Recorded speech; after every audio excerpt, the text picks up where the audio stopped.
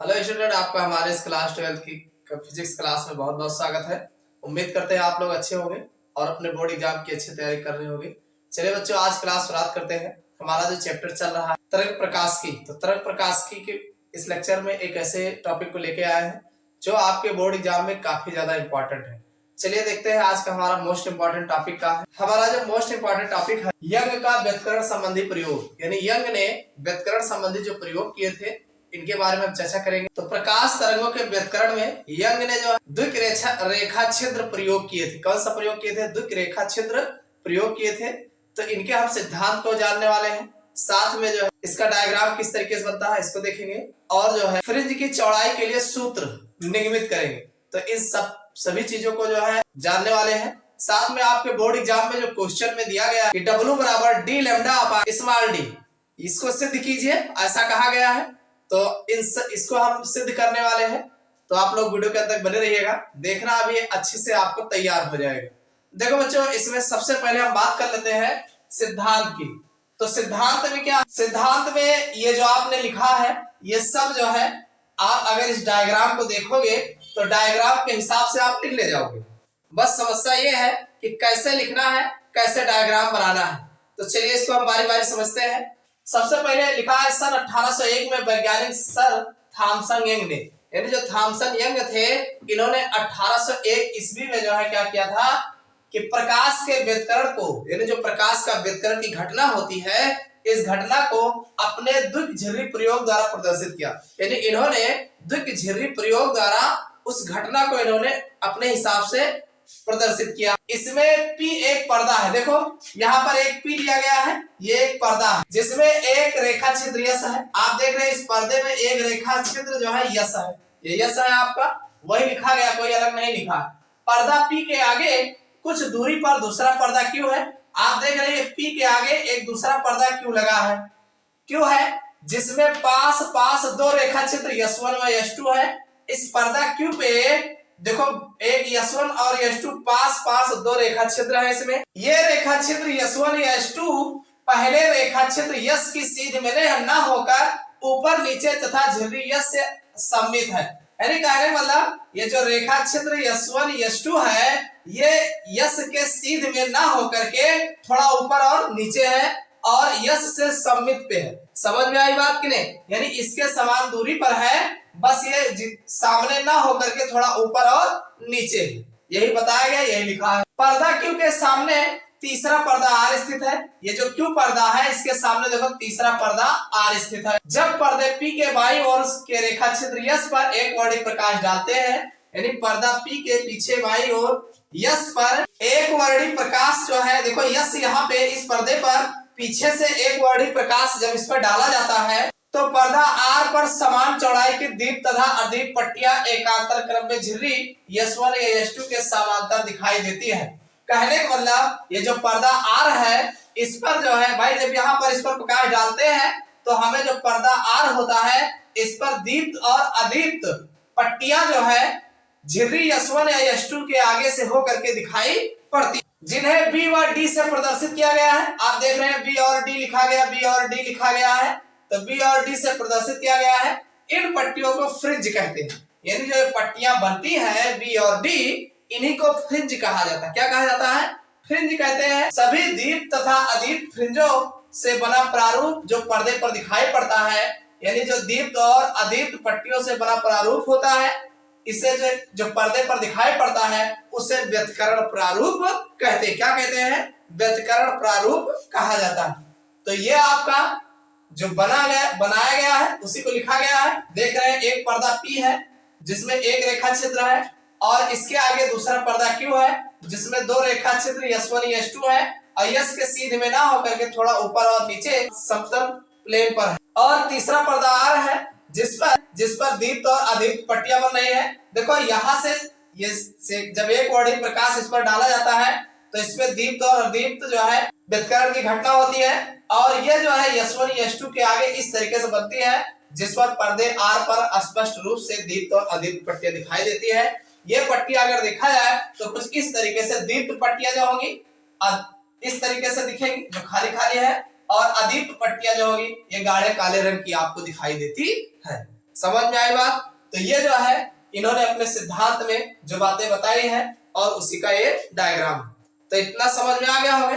चलिए ये जो फ्रिंज बना है, इस फ्रिंज की चौड़ाई किस प्रकार से नापते हैं, तो इसके चौड़ाई के लिए सूत्र कैसे निर्मित करते हैं इसको भी जान लेते हैं। देखो बच्चों, अगर हम बात करें फ्रिंजों की चौड़ाई के लिए सूत्र, तो अगर हम फ्रिंज की चौड़ाई के लिए सूत्र की अगर हम बात करें किस प्रकार हम फ्रिंज की चौड़ाई की सूत्र निकालेंगे, तो इसमें देखा यस एक रेखा छिद्र आप देख रहे हैं, ये जो डायग्राम बना हुआ है इसमें यस क्या है, एक रेखा छिद्र है जिससे एक वर्णी प्रकाश से प्रकाशित किया जाता है, यानी यहाँ से एक वर्णी प्रकाश जो है यहाँ से प्रकाशित किया जाता है, यानी एक वर्णी प्रकाश छोड़ा जाता है। इस रेखा छिद्र के आगे दो रेखा छिद्र S1 व S2 है। आप जानते हैं इस रेखा छिद्र के आगे S1 और S2 दो रेखा छिद्र है जो एक दूसरे के बहुत समीप है, यानी ये S1 और S2 एक दूसरे के नजदीक होते हैं। यस से चलने वाली द्वितीयक तरंगिकाएं S1 और S2 पर समान कला में पहुंचती हैं। यहाँ यस से जो तरंगिकाएं चलती है S1 व S2 पर समान कला में पहुंचती है। ऐसा नहीं है कि सामने तो ये है पर्दा है, लेकिन इन दोनों की जो छिद्र है S1 और S2 जो है ये यहाँ से जो तरंगिकाएं चलेंगी तो S1 और S2 पर समान कला में पहुंचेगी। S1 और S2 द्वितीयक तरंगिकाओं के स्रोत बन जाते हैं। अब ये S1 और S2 जो होते हैं ये द्वितीयक तरंगिकाओं के लिए स्रोत बन जाते हैं। भाई यहाँ से एक तरंग चला और समान कला में यहाँ पहुंचा और S1 और S2 पर जब पहुंचते हैं तो ये आगे के लिए जो है द्वितीयक तरंगिकाओं के लिए स्रोत का काम करते हैं कि अब यहाँ से निकलेंगे। इससे निकली तरंगे एक दूसरे के साथ अध्यारोपण के पश्चात, यानी यहाँ से जो तरंगे निकलती है एक दूसरे पर अध्यारोपित होती है और इसके पश्चात डी दूरी पर स्थित पर्दे पर व्यतिकरण फ्रिंजें बनाती हैं, यानी डी दूरी पर जो है एक पर्दा होता है जिस पर जो है व्यतिकरण की फ्रिंज का निर्माण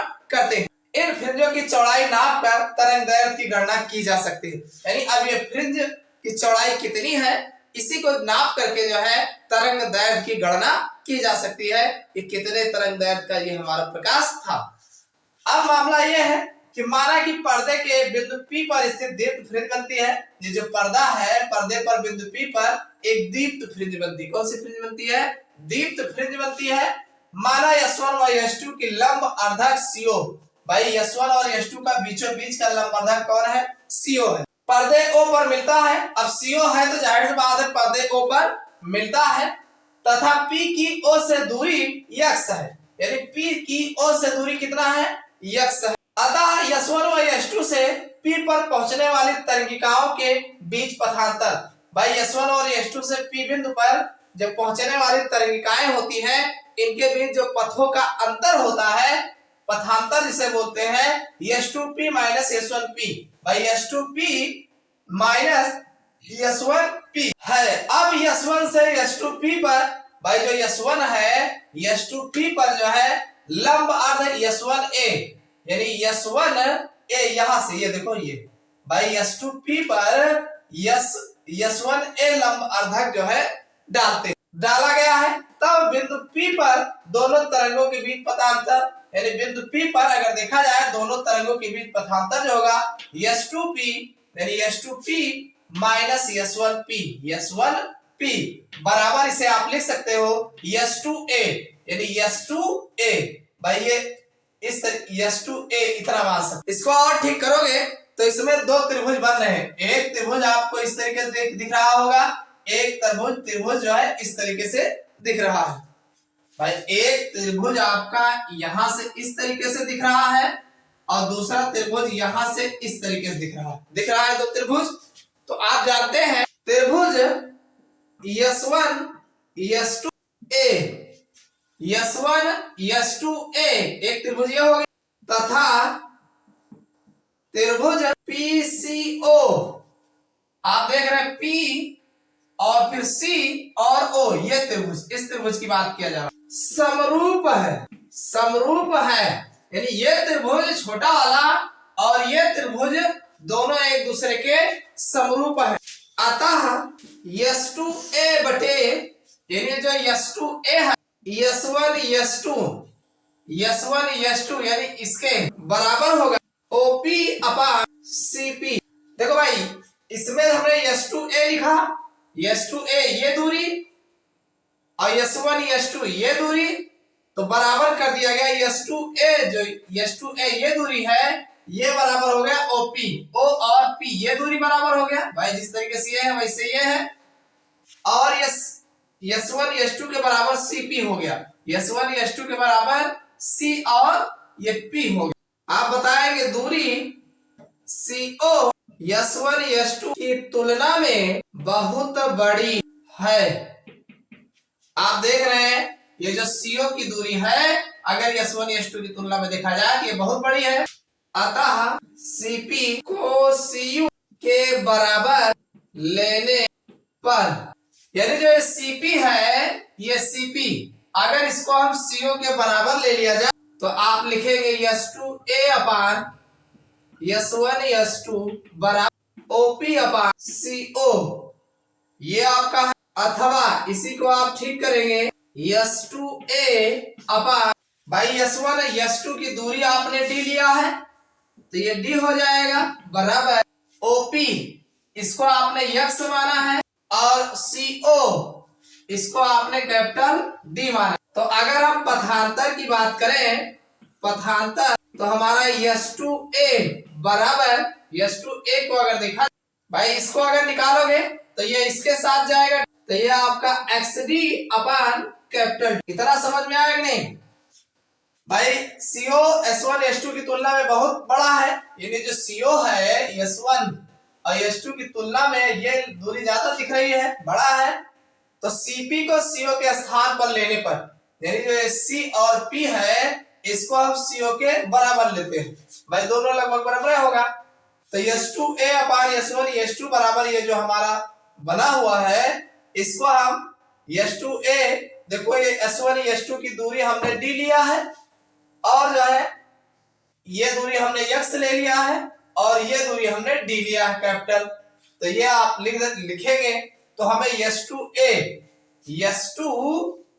की दूरी जो है आराम से XD अपान D जो है निकल के आ जाएगी। ठीक, देखो भाई अगर हम इसमें बात करें दीप्त फ्रिंजों की स्थितियां, तो यदि तरंगिकाओं के बीच पथांतर भाई 0 हो सकता, लैम्डा हो, 2 लैम्डा हो, इसी तरीके से 3 लैम्डा हो, यानी आगे हो अगर पथांतर, तो यहाँ पर जो आपको सूत्र मिलेगा भाई यक्स डी अपान कैपिटल डी बराबर यम लैम्डा होगा।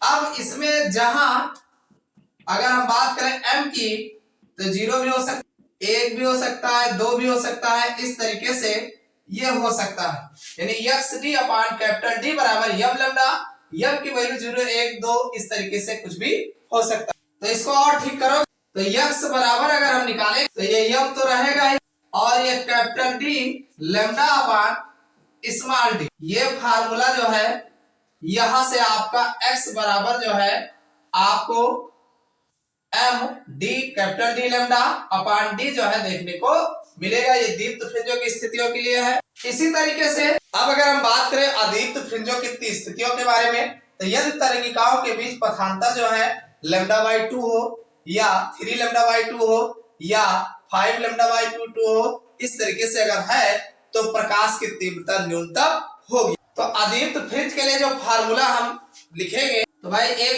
एक्स डी अपान कैपिटल बराबर जो होगा m माइनस 1/2 और फिर इस तरीके से लैम्डा, जहां m बराबर 1, 2, 3 इस तरीके से होगा। तो इसी समीकरण को अगर x बराबर देखा जाए तो ये हमारा m माइनस 1/2 और फिर d lambda upon small D, तो ये समीकरण आपको 2 मिल जाएगा और यहाँ पर जो समीकरण मिला था वो 1। तो इस तरीके से अदीप्त फ्रिंज की स्थितियां जो है यहाँ पर आपको यम की वैल्यू 1 रखने पर पहली मिल जाएगी और फिर 2 रखने पर दूसरी स्थितियां मिल जाएगी, और अगर दीप्त फ्रिंजों की बात करें तो यहाँ पर यम की वैल्यू 0 रखने पर 0 की स्थिति मिल जाएगी और फिर 1 रखने पर 1 की स्थिति मिल जाएगी। तो ये आपकी दीप्त फ्रिंजों की स्थितियों का फार्मूला x बराबर यम capital D lambda upon D हो जाएगा, और जो हमारी अदीप्त फ्रिंजों की स्थितियों का फार्मूला है x बराबर m minus 1/2 capital D lambda upon small D मिल जाएगी। समझ में आ गया होगा किस तरीके से दीप्त और अदीप्त स्थितियों को ज्ञात किया जा सकता। तो यह तो थी फ्रिंजों की चौड़ाई के लिए सूत्र। फ्रिंज की चौड़ाई का सूत्र जो है इस प्रकार निकाला जाता। एक त्रिभुज इस तरीके से दिख रहा है, देखो ये, और यहाँ कोण बन रहा है। एक त्रिभुज ये बन रहा है छोटा सा, यहाँ कोण बन रहा है। तो ये जो त्रिभुज है और ये जो बड़ा वाला त्रिभुज है दोनों समरूप, यानी है एक ही जैसा, यानी ये दोनों एक ही जैसा है। बस समस्या ये एक छोटा सा है, ये बड़ा सा है। समझ में आई बात कि नहीं? तो वही कहा गया कि त्रिभुज S1 S2 A और तथा त्रिभुज PCO यानी PCO समरूप है। तो जब समरूप है तो भुजाएं लगभग बराबर मानी जाती है। तो ये आता है S2A अपान S1 S2 बराबर OP अपान CP, यानी जो भुजा जिसके समान है उसी के सामने लिख दिया गया। तो भाई S2A ये इसको जो है इन्होंने बराबर किया OP के, यानी O और P के, ये भुजा बराबर किया इसके सामने। और S1 S2 इस भुजा को इन्होंने C और P के समांतर किया। ठीक, अब मामला ये है CO की जो दूरी है, ये वाली दूरी S1 S2 की तुलना में बहुत बड़ी है। भाई इन दूरियों से की अपेक्षा देखा जाए तो बहुत बड़ी है, ये बताया गया। अतः CP को CO के बराबर लेने पर, यानी जो CP है इसको हम अगर CO के बराबर मान ले, चलो छोड़ो जाने दो, बराबर है। तो S2A अपान S1 S2 भाई S2A और S1 S2 ये भुजा और इस भुजा को बराबर OP और CO, यही जो लिखा गया उसी को दोबारा लिखा गया। ठीक, और अथवा अब इसमें क्या क्या गया है कि S2A तो ऐसे रहने दिया, S2A ये भुजा हमें ज्ञात करनी थी। तो अब ये दूरी S1 S2 D है, भाई ये दूरी D है ना, तो इसको D ले लिया गया और इसको जो है X ले लिया गया और ये वाली दूरी D माने गया है, तो इसको रख दिया गया। तो अब हमें पथांतर जो मिल रहा है S2A यानी S2A ये जो पथांतर मिल रहा है XD अपान कैपिटल D मिला, इतना मिल गया। क्लियर? अब मामला ये है कि हमें दीप्त और अदीप्त फ्रिंज की स्थिति निकालना है। तो दीप्त फ्रिंजों की स्थितियां, इसमें यह कहा गया कि यदि तरिकाओं के बीच पथांतर जो हो यानी पथों का अंतर, कितना अंतर है, तो भाई 0 भी हो सकता है, लैम्डा भी हो सकता है, 2 लैम्डा हो सकता है, 3 लैम्डा हो सकता है। हाँ डॉट डॉट दे दिया ना, इसके आगे कुछ भी हो सकता है। तो XD अपान कैपिटल D ये जो निकाले हो भाई यही तो पथांतर है। तो इन्होंने यम लैम्डा ले लिया, भाई यम की वैल्यू 1 2 3 4 कुछ भी हो सकता है, वही तो दिया है। जहां यम बराबर 1 0 भी होगा, 0 1 2 3 इस तरीके से आगे कुछ भी हो सकता है, और लैम्डा इन्होंने लिया है। अब हमें दूरी निकालना x है, ये दूरी निकालना कितना होगा, तो ये दूरी निकालने के लिए इसी को ठीक कर लो। भाई हमें x निकालना है, ये d इनके बगल जाएगा नीचे आएगा, तो यम d lambda upon small d, यही समीकरण 1 आ गया। अगर हम यम की वैल्यू यहाँ 0 रखेंगे तो हमें 0 की स्थिति मिल जाएगी, अगर 1 रखते हैं तो प्रथम स्थिति मिल जाएगा, 2 रखेंगे द्वितीय स्थिति मिल जाएगा। समझ में आया कि नहीं? जैसे आप रखते जाओगे इसे मिलता जाएगा। इसी तरीके से अदीप्त फ्रिंजों की स्थिति, भाई ये दीप्त वाला मिला तो अदीप्त वाला कैसे निकलेगा, तो अदीप्त के लिए कहा यदि तरिकाओं के बीच पथांतर, देखो जो ये होगा वही ये नहीं होगा, उसके अलावा होगा ना। अभी देखो, अभी इसके पहले हमने पट्टी बनाए थे, गाढ़े रंग की हल्के रंग की बनाए थे ना, तो वही से है भाई, एक अगर गाढ़ा है तो दूसरा का हल्का होगा ना। तो वही कहा गया कि अगर मान लीजिए पथांतर इसका जो है लैम्डा बाई 2 आधा हो, या 3 लैम्डा बाई 2 हो, या 5 लैम्डा बाई 2 हो, आपका 6 रहे थोड़ा रहे 7 लैम्डा बाई 2 होगा ना। तो इस तरीके से है, तो प्रकाश की तीव्रता न्यूनतम होगी, उस जगह पे प्रकाश की तीव्रता न्यूनतम होगी। तो देखो अब यहाँ पर मामला क्या है कि भाई यहाँ पर लैम्डा बाई 2 लिया गया है, तो यहाँ पर यम माइनस 1/2 लैम्डा लिया गया, यानी यम माइनस 1/2 लैम्डा लिया गया। भाई यम लैम्डा की जगह पे यम माइनस 1/2, यानी 1/2 उसमें घटाया गया है। तो अब यहाँ यम का मान जो होगा या तो 1 होगा, 2 होगा, 3, ठीक है, 0 नहीं होगा। 1 2 3 अगर रखोगे तो उस हिसाब से पथांतर है x बराबर तो M minus 1/2 d lambda upon small d, इस तरीके। क्लियर? यहाँ पे इस तरीके से मिलेगा, यहाँ यम माइनस 1/2, बस इतने आपको अंतर देखना है। हाँ माइनस 1/2, बाकी सेम होगा। तो इस तरीके से अदीप्त फ्रिंज की स्थितियां मिलेंगी। अब आप m बराबर 1 रखोगे तो पहली स्थिति मिल जाएगी, 2 रखोगे दूसरी मिल जाएगी, 1/2 लगा है आधा आधा घटिन जाए यम से, जितना होगा आधा हो जाएगा उसका। तो इस तरीके से यह दीप्त पुंजों की स्थितियां हो गई, दीप्त पुंजों की स्थितियां मिले। तो ये आपके बोर्ड एग्जाम में निकालने के लिए जो है फार्मूलों को निकालने के लिए कहा गया था। तो उम्मीद करता हूँ समझ में आ गया होगा। ये वीडियो आपको कैसा लगा कमेंट करके जरूर बताइएगा। वीडियो को लाइक नहीं किया लाइक कर दिएगा, काफी ज्यादा इंपॉर्टेंट है। चलिए फिर मिलते हैं अगले क्लास में।